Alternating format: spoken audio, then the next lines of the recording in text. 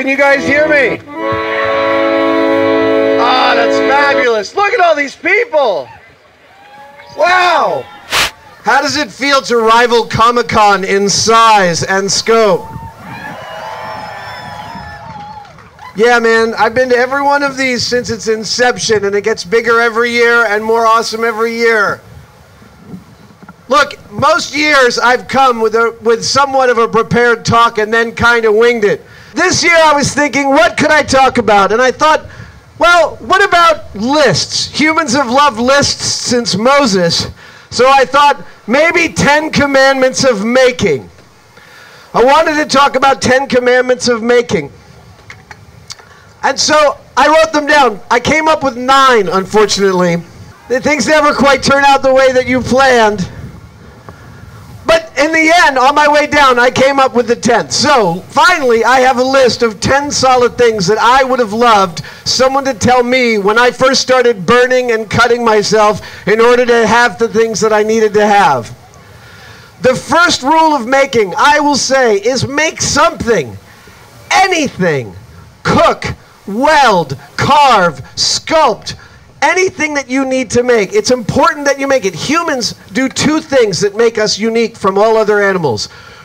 We use tools and we tell stories. And when you make something, you're doing both at once. You're telling a story about your desire, you're telling a story about something that you want, you're telling a story about something that you see needs to be made, and you are using your tools to improve yourself and improve the world around you.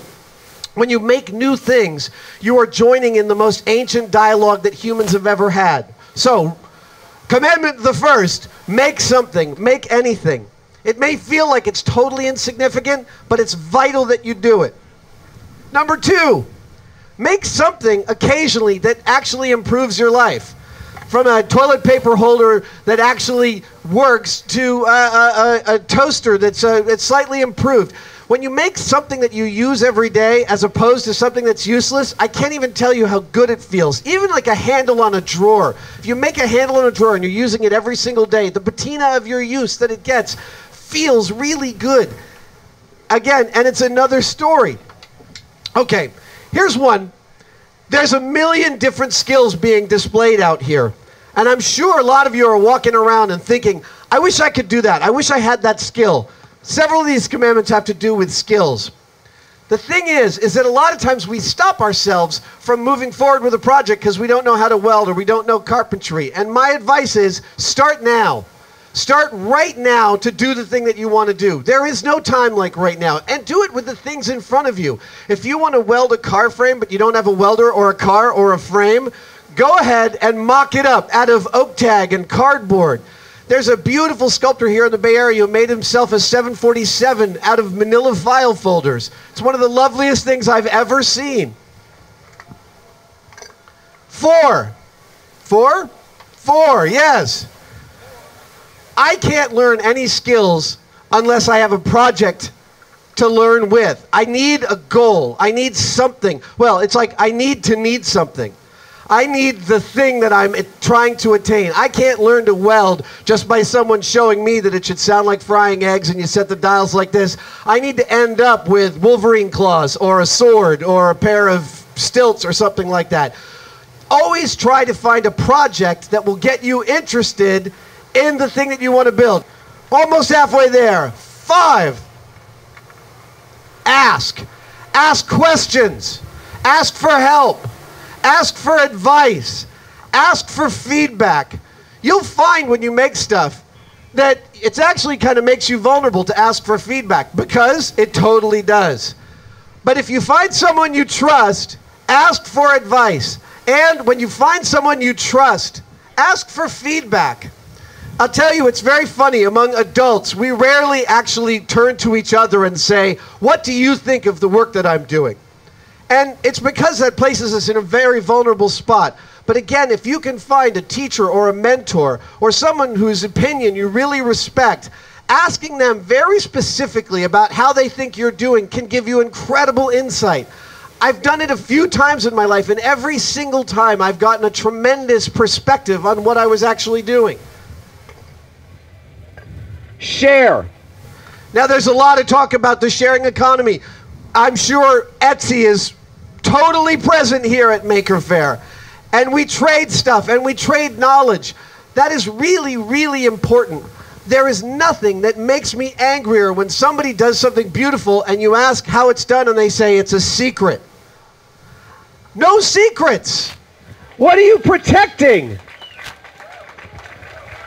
Nobody's going to take your technique and then steal your idea. Nobody has a monopoly on being you. And if you think that your technique is what makes you interesting, you're being ridiculous. So share your techniques, because when you do, someone's going to come back to you with a better way of doing it, and you're going to learn something from them. 7, please recognize that discouragement and failure are part of every single Make project. Not something that happens every now and then. In every single project, you will find yourself discouraged and you will fail at some point. If you recognize that, boy, these balcony railings are terrifying.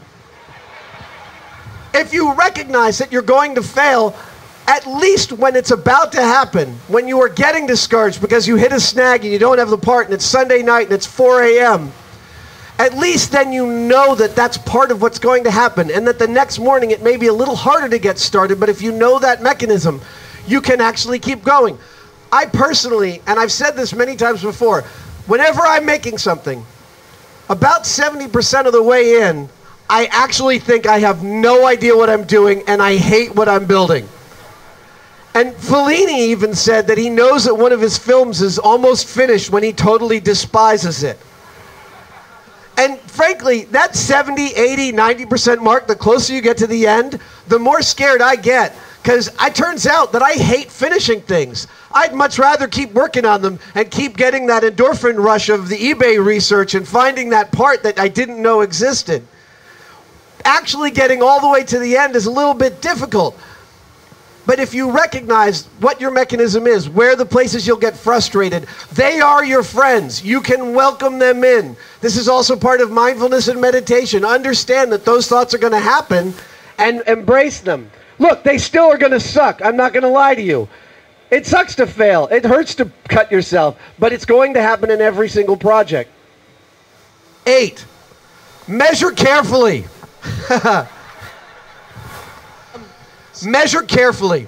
So, for the younger builders in the audience, when you have two things that fit tightly together, that's called a close tolerance. When you have two things that fit loosely together, that is a loose tolerance. Knowing the prioritization, knowing when to use a tight tolerance and a loose tolerance is pretty much everything that separates the expert from the novice. I have messed up so many projects. Even 3 days ago, I screwed up a project because I tried to work with tolerances that were too tight. It's just, you have to know where you can be tight and where you can be loose. Measuring carefully is the way you do that. Number 9, make things for other people.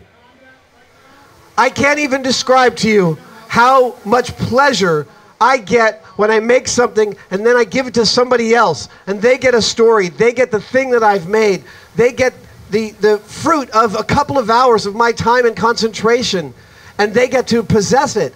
It does make you vulnerable when you give your stuff away. You should recognize that. Giving your stuff away does actually place you in a slightly vulnerable position, but it is also a really magical one.